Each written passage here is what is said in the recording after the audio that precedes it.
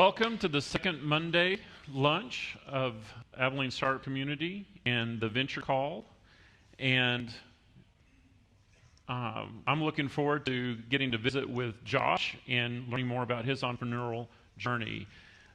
Venture Call, the sponsor of Abilene Startup Community's mission is to educate, encourage, and equip small businesses, whatever point they are in their entrepreneurial journey. And so this second Monday lunch is to do that in terms of especially inspiration, to hear a story of someone that takes those risks that we all take as entrepreneurs and see how they navigate them and what they, why they're in it to do it.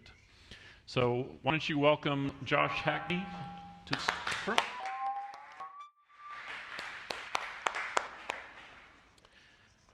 Sir? Hello. Have a seat. All right. Well, I'm excited to hear about your vision of the business. My vision. Can I get those out of the way? There you go. The puns. So tell me, Josh, let's just kind of start from the beginning. I understand you're from Brownwood, but you... Born in Brownwood. We moved here in third grade, and so been here ever since. Ever since? Went to Bonham, Lincoln, Abilene High, and stuck around. Moved to Lubbock for a little bit, came back. Moved to San Angelo, came back. And you've had a career in the field of making glasses and vision and all. I started doing it the summer I graduated high school, and so that's when I started working in the lab making the glasses and stuff like that. And it's just stuck with it. It's paid better than minimum wage at the time, and you know. Is that what made you choose it, or was there something? That's the initial choice. Yeah. Of it. Yeah, was my co-op teacher from high school called me and said, "Hey, we got a place that is looking to hire somebody, but they've got to be 18, and everybody in their class that year wasn't 18 yet, and it was working in the lab at VisionWorks, which was iMasters back then." And so I was like, "Well, does it pay more than minimum wage?" She's like, "Yeah, because that's what I was making working at a gym downtown." And so I signed myself up, and then me and the guy that was in charge just clicked. Like I learned from him real well, and it just skyrocketed, and I took off, from there. Perfect. Tell us a little bit about your family and that kind of stuff. So got married at 19. We have 6 children together, and 4 boys, 2 girls. That was another need for having to get into management quickly because kids ain't cheap. Formula diapers and everything. So then I don't know what else you want to know about. No, that's good. Family, and that's what you've. What's interesting to me, what already we know a little bit about your story, is that you've worked in that industry for so long, worked for other people. So what was the push to start thinking about jumping off on your own? I'd always wanted to work on my own, and me and my wife had looked into trying to open one about 10 to 12 years before this. I looked into the Small Business Development Center and went to them, and they really helped me out with a lot of stuff, and then went to find out what I needed for a small business loan and realized I didn't have enough cash, didn't have enough money to start with. I thought that's why you needed a loan. That's why I went there. I was wrong. They don't give you everything you need. They just give you 80% of it, yeah. If that. And and so I knew it was a profitable business, and I'd learned it in and out, and so I'd always wanted to do it before, just didn't have the means to. So I'm taking that 10 years ago you assessed what you needed, and then you took a pause to get what you needed. Well, kind of, sort of. I figured out, we came up, did a whole business plan, figured out what I needed to start off, and then I realized I just didn't have it. And having 6 kids, you don't really save a whole lot of money. You just don't eat it, usually. So, literally. Yeah, literally. And so we just kind of went back to, running stuff and moved up more and learned more, started running a different business and learned the ins and outs of that a little bit more. And until we came to a point where I inherited a house from my father, and we had a house already, and so we were like, all right, well, even if it's paid for, you still have taxes, insurance, upkeep, all that. And we realized, well, we're either going to go broke trying to keep both of these, or we're going to have to sell one, or something's got to give, you know. And so me and my wife were talking, and we looked at different restaurant ideas because my dad had ran restaurants and had that and successful, but I'd never ran a restaurant. Worked at McDonald's was like the closest restaurant I ever came to. And so we decided, you know, that's probably not a good idea. And she kept going, just why don't you do classes? You already know it all. Like you've done that, just do that. And I was like, yeah, you know, we could do that. So we started really crunching numbers and stuff and seeing what we'd need to make it work, you know, and if we were going to be able to do enough. So we, instead of getting a small business loan, we took out a mortgage on the house and did it for well under the value of it. So we still had plenty of equity. Worst case scenario, didn't work, sell the house, pay it off, cash it out, and go on to the next deal. So you had some calculated risks there, but you knew what they were and had a contingency. What were the other risks? What were the fear? Is there any other fears that you were bumping up Fear against? was walking away from a great paying job. You know, that was salary. I got quarterly bonuses that were great. You know, I mean, that's hard to give up because it's guaranteed income. You know that income's coming in. Yeah. And you go to work for yourself, and it's like, hope we make money where I can pay myself this month. You know? So what was the tipping point from security in a job versus the freedom and flexibility of owning a business? How did owning a business win out? Having a family, like a lot of my family, my dad, his mother, they all had restaurants and things like that. And I had friends whose parents had businesses and friends that had businesses, and I just knew that, you know, my dad always told me, you'll never get rich working for somebody else, you know, and you'll have a hard time even retiring, you know. So I knew eventually we were going to have to do something, you know. And so when we got that opportunity to do it in a way we could afford it, I was like, all right, we're not getting any younger, let's do it, you know. So The timing was right. timing was right, just everything kind of lined up. So 3 years down the road, were any of your fears legitimate or concerns? Well, yeah, because we opened up, and about 7 months later is when COVID hit, and they shut everybody down and all that. When we talk about questioning your decisions on life, that was a big point where it's like, all right, we may have to get jobs. You know, my wife went back to work for a week or two, and then we saw a lot of things happen in that week or two, and we realized we were going to be okay. And but yeah, that was the scariest moment of all, because we had just started to make enough money to pay ourselves. You know, and then that happened. But fortunately, all the stores that were corporate-owned stores, the advantage of being a small business owner is you can turn on a dime. You can make changes, you can change your strategies, anything that day. You can just go, you know what, we're doing it like this, and that's how we're changing it. Whereas with them, they have to go through this whole big spinning wheel to get one thing done. So they all closed their doors. They just shut their doors, said, until we figure out what we're doing, shut the stores down, and we'll go with that. So there was very few people buying glasses in Abilene, but you can only buy them in 2 places, and ours is one of them. Wow. So we didn't make it. We were in the months where we should have been our most profitable, which is tax income season. So we were supposed to actually start making actual profit, not just so we can live off of this type of profit. And then that happened, and we were happy to be able to just break even and pay the bills at that point. Yeah. So Yeah. that was probably the biggest fear, that was this close to, you know, actually hitting us, you know. So other than COVID shutting you down, what were your concerns about sales and things like that? What were we going to do to...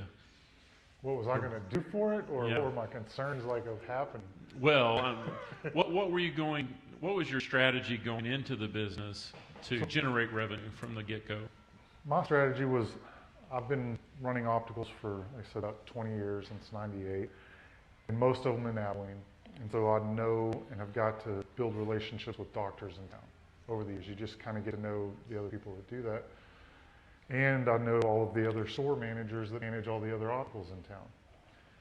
And so when I went to open it, I went around to everybody and said, hey, you know, I'm opening up my own optical. You know, if you could support us, I'd really appreciate it. The people I knew that ran other opticals, they're big chain commercial opticals, which you would think would be my biggest competitors, but they're not. They're actually who feed me the most. And it's because I help them and they help me. Instead of working against them and trying to fight them on it, I have a lab and a skill set that they don't have in their stores.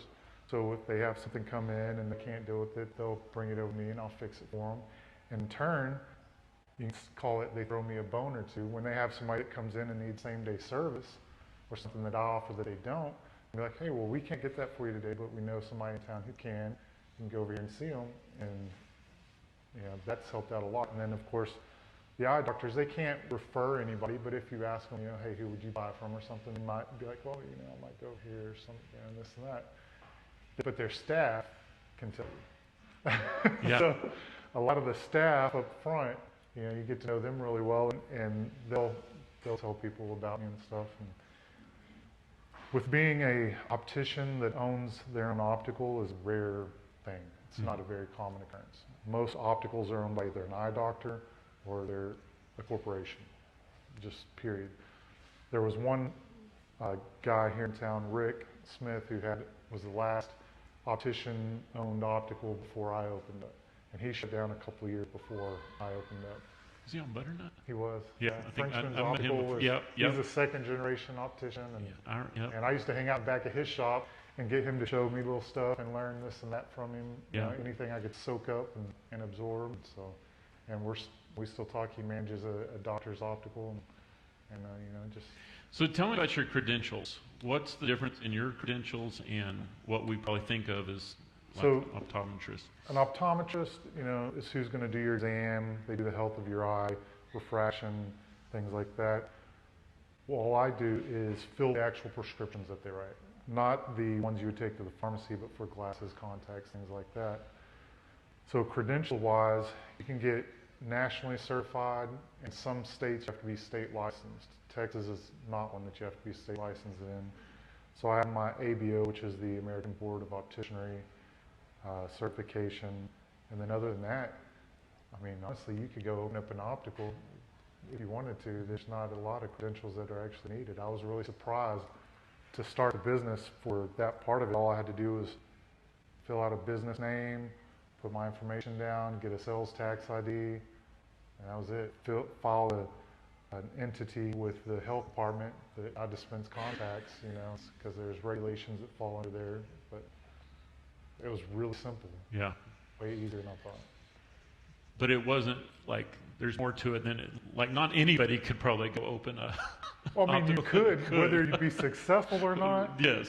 Is a different story. But as far as do you need to have a certain license, or do you need this, or do you need that? No. Yeah. And so that was an interesting fact I found out. One of the things I didn't know about before I did it. So ingredients-wise to success, what? Ingredients? This is the advice that was given to me and has worked really well. And number one is your location. Make sure you're in the best spot you can be in. My dad always told me, he said, if you have a budget of, say $4,000 in rent, and you think that's all you can afford, you need to take the place that's $5,000, because you're probably going to have better traffic. Not necessarily, it's not always dollar amount, because you'll find some places lease at different rates, and sometimes it's not because they're better. So that's a main ingredient, number 1, 2, and 3. And then after that, it's just, you need to have at least enough capital to run and pay all your bills, all your living expenses and stuff for 6 months. I did it with 3 months, which is what my dad told me was a shoestring budget. If you can pay all your bills for 3 months as if you were going to make 0 sales. And but I felt more secure doing that because I knew all the doctors in town. I had the referral sources that were going to be fairly immediate. And so that part, I pushed the edges on that. It would have been a lot less stressful opening up with 6 months or a year's worth of money in there. I wouldn't have sweated it, as bad. The banks would have lent you money then if you had that much, right? No. Uh-oh. There's a lesson for you. You open your own business, make sure you have any funding and any cash you need for the next 2 years, because a bank won't touch you. Yeah. At all. It doesn't matter if you're profitable or not. I was making profit at 4 months, and a year in, a bank wouldn't give me a $5,000 loan. I'm like, yeah. They're like, well, your business just isn't old enough. You could fold it any minute, so we won't touch you. You get 2 years, you can get whatever you want. But until that 2-year mark, you cut off. Yeah. You know, hope you got everything you needed from the get-go, because that's all you get. You know, and It's so good advice. Yep. that was something I didn't learn until the after of it. Like we'd go to buy a car, for example. Holy cow. Yeah. Yeah. Nope. It was so simple before, and then it was like, nope. As an owner, yeah. As an owner, it was a whole different ballgame, you know. And so we were fortunate enough. We just happened to have been, you know, our cars were in good shape. We just dealt with our house stuff. You know, all of that was already lined up before that. I was going to say a house is even more. Oh yeah, house loans is not happening until 2 years. Yeah. Because we were trying to refinance a house because rates had dropped and all that. And they're like, yeah, I don't think so. I'm like, but look, I'm paying this much already. It's going to be a low payment. They're like, it doesn't matter. Yeah. You know, it doesn't matter. Yeah. So what's, in terms of, like, it sounds like to your story, you've had a lot of industry experience. You have a good network.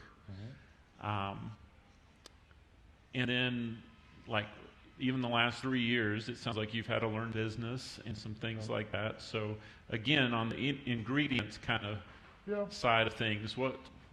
The other thing is, you know, knowing your customers and how to handle them, how to get to them, and knowing what they want, you know, and taking care of it. Customer service will outperform price for somebody any day. You know, it's just the name of the game. You know, people will pay for better customer service versus like the product you carry. You know, so now you always have some that'll come in just for a certain product, and it doesn't matter where they get it. That's what they want, and that's okay too. But yeah, customer service is really key factor in it. Knowing if numbers, knowing your profitability, knowing what you're going to need to do every day, things like that is a big account of it. Like if you're looking at starting a business, one of the first things we did was I had a little spiral notebook, and I'd sit there and I'd go, okay, well, I started looking at pricing. What can I get this product for? What can I get this product for? Well, what's the average price of it, you know, around town? You know, and where can I fall into the pricing structure, and is that going to fit my business, you know, identity, I guess you could call it. Another thing is you want to set your business up based on what customers you want. That's another thing that you learn is businesses will attract certain customers based on how you set your business up, be it your pricing, your customer service, your location, products you carry, insurances you take, you know, who's referring people to you, all of that. You know. Did you have it figured out from day one, or have you had to adjust that? I adjusted it, yeah. I thought I needed to compete with some of the bigger box stores more than I needed to from the get-go. Like, you see a lot of glasses places, 2 for $99 and all that, and I thought, man, you know, and it's to get you in the doors, what it is, you know. And you end up spending $200-300 or more when you walk out. The 2 for $99 rarely, you know, they'll train everybody in that store. That's the last thing that they actually want to sell. Yeah. You know, it's like any place you're going to that has a specials on this little certain area, you know, with only this and that. But I thought I needed to have that to have any kind of be able to compete, you know. And I didn't need it at all. Actually, it didn't do me any help. Yeah. It only hurt, you know. And so I had to shift some of my pricing structures and strategies. And so I found, I watched a lot of, I don't know if y'all watch Bar Rescue. Yeah. You learn a lot of very good sales tactics on that show. That guy knows exactly what he's talking about. My wife probably hated it, but we'd sit there and watch hours of that show on end. And one of the things I picked up from there was how customers in general love free, but they get addicted to discounts. Yeah. And that was something that he was teaching in there. He was like, hey, you know, you see a new customer, he was talking about at a bar, how to mark somebody had never been there before. And he would say at the end of it, because I'd always give them, you know, you give them a coupon for a free piece of cake or a free drink or a free whatever it is. He goes, because that holds more value in their eyes than a discount does. And it's about creating value. And I knew you want to create value to your customers just from managing places, and that's what'll stick more than, you know, that along with customer service are your two glues to getting return customers. And I thought, man, you know, I wonder how I could apply that to glasses. And so I changed from having like a second pair discount where it's like, oh, it's 50% off, because Then the way a customer sees it is like, well, if you can discount 50% off, why are you, screwing me over on this On the first pair, yeah. Because you can discount it to here. That just sounds like I'm getting the shaft on the first one. But if you give it to them free, it has value because now you're giving them something that they know you could have taken and sold and made money off of, but instead of making any money off of it, gave it to them. That is perceived as a much higher value, whether the dollar amount's different or not. Whether your pricing structure, at the end comes out the same or it comes out less. It doesn't matter. And so. Is the nature of your business that is marketing very important to get new clients in? What's the client life cycle? Not necessarily. It can help, but you're going to spend, in my business, a lot more than you're going to get returned on. So that's why typically the only advertisements you'll see for glasses are for chain stores. Because they're playing a volume game. They're playing a high volume, lower profit, type of strategy. I fit right in the middle. I'm not a high profit, I'm not a high volume, but I'm not a low volume or a low profit either. I kind of fit myself right in the middle of it. And I spend more now than I ever did, and I spend a whopping like $800 a month. Wow. If that. Do you have a repeat customers and stuff like that? Yeah, customers with glasses buy about, on average, every 18 months. Oh, wow. Some more, some less. Some buy 2 or 5 pairs, some buy 1. And so you definitely need the repeat business. Yep. Because you want them coming back every 2 years. So that's why where we're at now, hitting our 3-year mark, this is where we should really start making profit because first year you have no repeat customers. Second year you have a few repeat customers. But that third year, I start picking up all my repeat customers from the first year, the ones that are going to be coming from the second year, and my new customers. So now I've got the full thing is spinning, basically. The money cycle, like you're talking about, Yeah. the buying cycle is in full effect. So 4 years should be even better. 5 years should be perfect. That's the way it's hoping to go. Yeah. So what are threats to your business? If it's not the big box stores, it sounds like. Threats to my business are, there's always threats. Competition is always a threat. COVID. COVID is being in any kind of healthcare industry or food service industries were really affected by COVID stuff and regulations. And but with ours, it didn't really affect a whole lot because I don't deal with the doctor side of it, so I didn't have a lot of that stuff to work with. But other than that, the only threats are supply issues. Just with a lot of stuff going on now. Glasses are a plastics industry. From frames to lenses, nose pads, it's all plastic. Where does all plastic originate from? I don't care where they tell you it's made at. It came from China, and might be get here and then processed here, but the core stuff is from there. Or some of it comes from Italy when it comes to frames and stuff like that, but most of it is all going to come from China in those areas.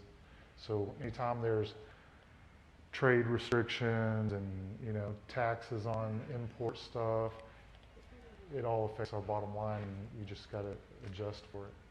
And so that can be a threat if, like, I have a certain price point. Well, that means my product can't go over this price. Once it does, then I can't compete that price point anymore, or I've got to go find another supplier, for that product.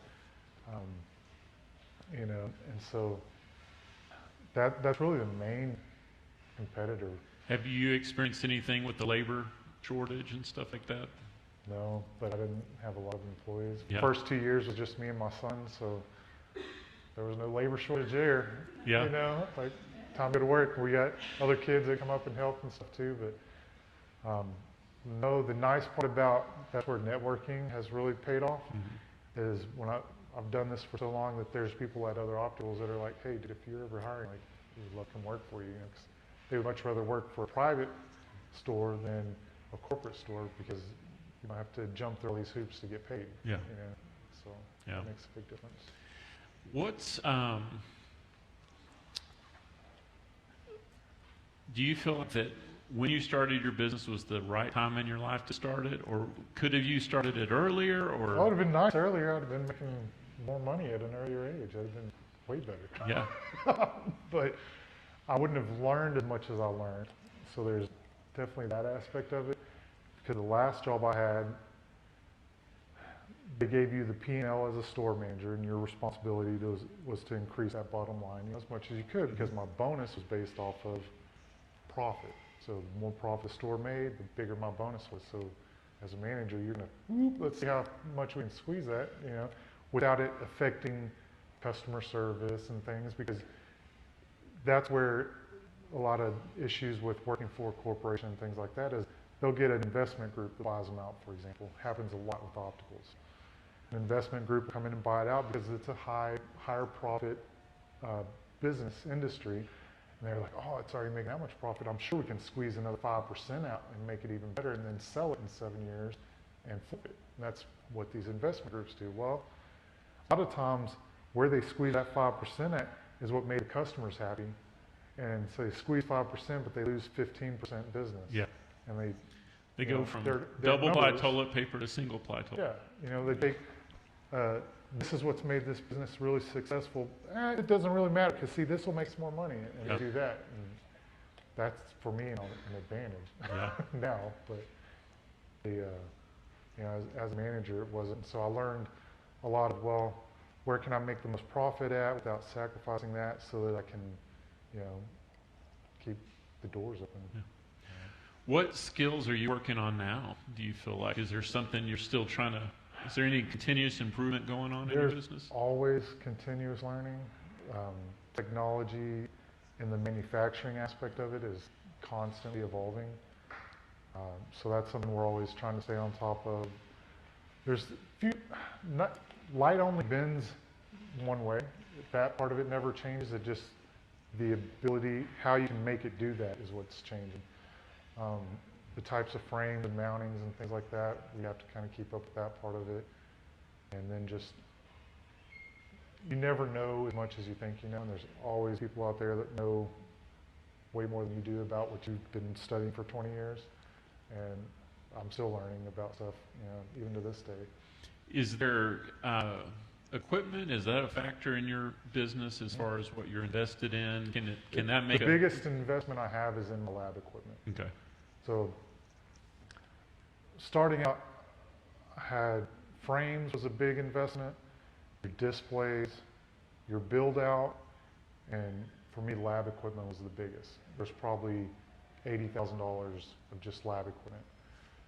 But the nice part about any equipment is there are banks that'll finance equipment for you with zero down. And that's where I did that. That's why a 5-year mark will be really sweet because that loan will be paid off. Yeah. So that'll make a huge difference. But I'll probably have another loan at that point, trying to keep up with new equipment. That's what I was going to say is, what's the life cycle of your equipment? For life cycle of equipment, for the basic equipment, as long as it's running, it'll work. It'll do it for you. But there's newer, faster, more reliable, sometimes more reliable, sometimes not. Sometimes it's just the capabilities. And my next investment is in equipment. It's going to be a newer version of something we already have. Yeah. You know, that does more. So that, like right now, for example, drill mounts your frames that don't have any frame around them.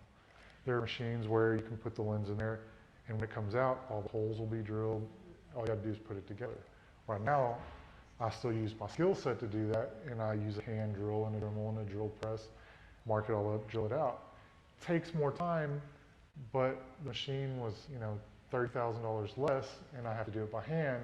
So at that point, that's where I needed to be. Yeah. You know, so that's my next goal, is changing that. And there's other things it can do as well, but that's just one of the main factors. So life cycle, you should usually get at least 5 to 7 years out of every piece of equipment that we have. And after that, you're either going to be at the point of needing to, you know, do more upkeep and maintenance and repair and stuff, or just replace them. Yeah. And change it out. So last question, and then Mike, do we want to open up some questions to the floor? My last question is just, what are your personal values that govern kind of your business decision, and what is kind of the why? Why are you doing what you do, and what's the end game in all of that? I know that's more than I one was like, question, yeah, let's start with that one. So the why did we do it and stuff, like I said, was having a big family. We just wanted to spend more time together. We realized, at one point, I was working day shift, my wife worked the night shift. We saw each other in the afternoons and, briefly in the morning. That's just hard, and so we wanted to get to a point where we could spend more time with the kids and as a family. So that was the biggest why, and of course, financial freedom is the ultimate goal, is getting to where you can be making money without actually working. That's my long-term goal, is to have kids running it. Little minions. Have kids running it and taking a piece off the top, to live off of. That's my long-term goal. And as far as, the rest of it is just make sure you take care of your customers. I treat my customers the way I would want to be treated, and if you say you're going to do something, do it. And that's probably a big thing, is if you say, especially if it comes to customers, if you tell them, hey, I'm going to do this, and you don't deliver, they've lost faith in you. Now you've lost, that's hard to get back, and you lose a little faith in yourself. If you tell yourself, hey, I want to do this, but then you don't do it, then now, well, I didn't do it, it's okay. And then you're easier at letting yourself disappoint yourself that way. Integrity of it. Yeah. But we stand behind everything we do. If I make a mistake, I'm the first one that'll own up. And a lot of customers are like, well, I didn't expect you to, hey man, I made a mistake. I screwed that one up. I need to fix it for you, and let me fix it. Even if it costs me money, it costs me money. You don't win them all. You lose some, you win some. As long as you win more than you lose, then that works for this too. Well, that's a good. But yeah, that's really it. Awesome. Well, thank you for that. Questions from the audience. We have about 8 minutes here. Hang on a second. Yeah. Speak into the microphone, Tom, so that we can pick it up. Yeah, do you try to keep a little money in reserve for any kind of emergency? Absolutely. So as far as keeping money in reserve for that, that's where starting off, making sure we had enough money in there to do that. Yeah, I basically keep pretty much all of my money in my business account, is the way I do it. And I just pull out an owner withdrawal every month that we live off of. So all the money that the store is making, stays in that account. So that way, if we need it for repairs or, whatever it may be, we've got it available. But yeah, you definitely need that. There we go. I do. I set up an LLC, and it's a C Corp due to the CPA. And it's just so that way I don't get taxed for capital gains taxes because of the amount of money that I'm making at the moment. Fits in better. So that's another key thing, is before you set up your business and start, go talk to a CPA. Let them guide you. They will teach you and save you a lot of mistakes and a lot of money. It's worth what it costs you. Yeah. Keep your stuff separate from business. So worst case scenario, we still have a house, cars. They can't touch any of that stuff. I have actually 2 questions. The first one is, for your equipment, you said 5 to 7 years. Mm-hmm. So do you have a depreciation schedule that or I don't know what you call it, but it's that thing where you set aside a certain amount per month, and like, okay, in 5 years, this is going to go out and I'll need to replace it. Right. So do you have that in place? And then the second question is, Mike had a ministry, marketplace ministry, the workshop. And are you currently using your business in that way, and do you have plans to? What was that last part of, in what way? Yeah, he's referring to, we had a business clinic that was really focused on marketplace ministry, and he was just asking whether that's something that you have a perspective for. You didn't talk about the faith issue, but okay. I don't necessarily talk about it or anything like that, as far as that goes. And as far as what you're talking about on the equipment, the amortization and depreciation is what it's always labeled at on P&L. I currently don't do that. My CPA deals with that part of it, I'll tell you, there's some things I know I'm not good at and don't know enough about, and I pay people to deal with that part of it. That's one of them. I don't necessarily set any money aside, however, for that, because I know that at the point that my equipment is going to need to be retired, all of that loan will be paid off. And if I haven't made enough money to pay cash, which I would rather not do, I would rather take out another loan, because it's always better to have liquid capital than it is to have a paid off piece of equipment. Because if, worst comes to worst, they take it back, my credit goes bad, which it would go bad anyways if that's happening. And I'm not stuck with some piece of equipment and, $30,000 that I spent on it. I'd still have the money I would have spent on it in my pocket and be able to try to make it, further instead of cashing out of it. Any more questions for Josh? Anybody have a question? No? Oh, back, Ron, okay. So you said something interesting. This interested me, going into a similar thing. You said doctors can't refer, but their staff can. Right. So what are the dynamics there? So they can't say, oh, this is So- a good place to go get your glasses? And how does that work? It falls into the, in the 80s when all the good old boy stuff happened, and they put in a lot of regulations to keep, people from basically just pushing business to somebody. A doctor is regulated by whatever medical board. Like an optometry doctor, an optometrist is regulated by the optometry board, whereas an ophthalmologist is regulated by the medical board. Well, the medical board says, you took an oath, we expect you to hold to that, and we're not going to micromanage you. But an optometry board has stated, you need to do it just like this. Like, they're very micromanaging over those doctors. So, like, for example, I personally, as an optician and an optical owner, cannot hire an optometrist to work for me.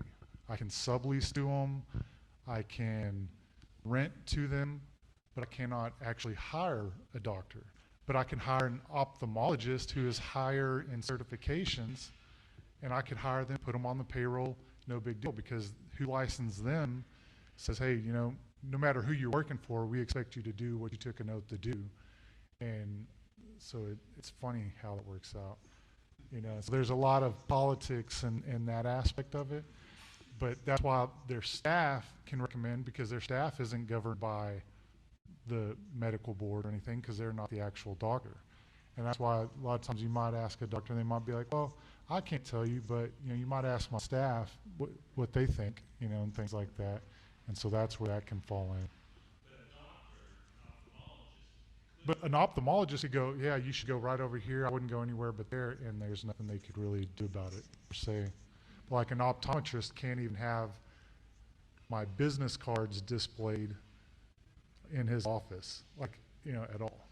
They can have them behind counter or something, but they can't have them displayed, and they aren't supposed to have them in my office, or displaying them in another doctor's office. I don't know all the details on that part, but I know that they can't have my stuff there. That's something that I learned about. It's like you see, for example, some of the chain stores, almost all of them will have a second door for the doctor to go into, and that's why, is because it's a two-door state, meaning if that doctor does not own 51% of the business, they have to have a separate entrance, even though they actually lease the space from them. They can't have the same entrance because then they think, oh, well, we think you'll be coerced by the optical to tell people to go there and buy instead of going wherever they want, But you look at like America's Best, their doctor and stuff, it's all in one. And it's because the company partnered with a group of ophthalmologists who then hired optometrists. So that optometrist now works for an ophthalmologist, not for the optical. But the ophthalmologist contracted with the optical to put them in place to do the exams.